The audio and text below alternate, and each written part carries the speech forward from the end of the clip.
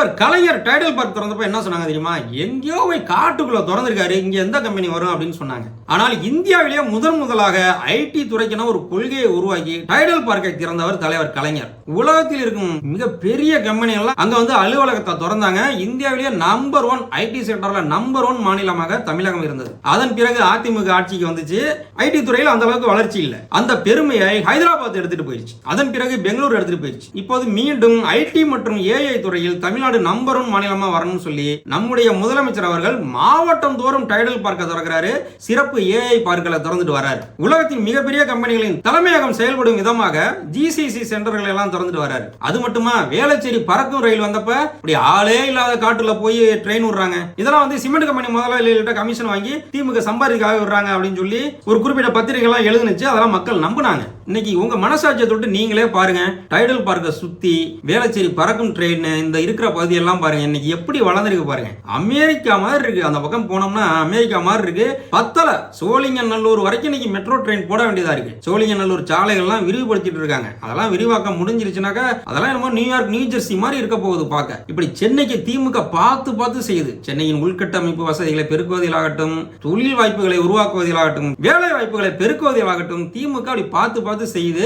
ஆனால் பத்திரிகை என்ற பெயரில் இந்த போலி பத்திரிகையாளர்கள் திமுகவை எதிர்த்து எழுதுவதை மக்கள் நம்பிக்கொண்டு அடுத்தடுத்து வாய்ப்பு தராததால் எப்ப பார்த்தாலும் திமுக கூப்புக்கு போயிரும் சொல்லுவாங்க. திமுக கூப்புக்கு போகுது. திமுக எதிர்கட்சியா போனாலும் திமுக சொல்றதுதான் ஆளுங்கட்சி செய்ய வேண்டிய நிலைமை வரும். ஏன்னு சொன்னா திமுக அரசியல் அப்படி. திமுக அரசியல் மக்களுக்கானது. மக்களுக்காக போராடும், மக்களுக்காக நிற்கும், தமிழ்நாட்டுக்காக போராடும், தமிழ்நாடை வெல்ல வைக்கும். ஆளுங்கட்சி ஏதாச்சும் தப்பு செஞ்சா திமுக தட்டி கேட்கும். அந்த பயத்துக்காகவாது ஆளுங்கட்சியினர் திமுக சொல்லும் ஒரு சிலதை செஞ்சுதான் ஆகணும். அது யாரா இருந்தாலும் சரி, இன்னைக்கும் சரி நாளைக்கும் சரி செஞ்சுதான் ஆகணும். அப்படிப்பட்ட திமுகவை இன்னைக்கு திரு எடப்பாடி பழனிசாமி அவர்கள் தன்னுடைய தேர்தல் அறிக்கையின் மூலமாக தோற்கடித்து விடலாம் அப்படின்னு நினைச்சுக்கிட்டு நாங்க ஆட்சிக்கு வந்தா 10,000 இலவசம், 1000 இலவசம், கரண்ட் இலவசம் அப்படின்னு அள்ளி விட்டுருக்காரு. அதுல அவர் இறுதியில என்ன சொல்லியிருக்காரு அப்படின்னு சொன்னா, இதையெல்லாம் நாங்கள் ஆட்சிக்கு வந்தவுடன் வரிகளை உயர்த்தி மக்களிடம் இருந்து அந்த வரிகள் மூலமாக பிடுங்கும் பணத்தில் கொடுப்போம் அப்படின்னு சொல்லியிருக்காரு. இந்த விஷயம் தான் இன்னைக்கு முகநூல், வாட்ஸ்அப் எல்லாத்துலயும் வந்து பரவிட்டு இருக்கு.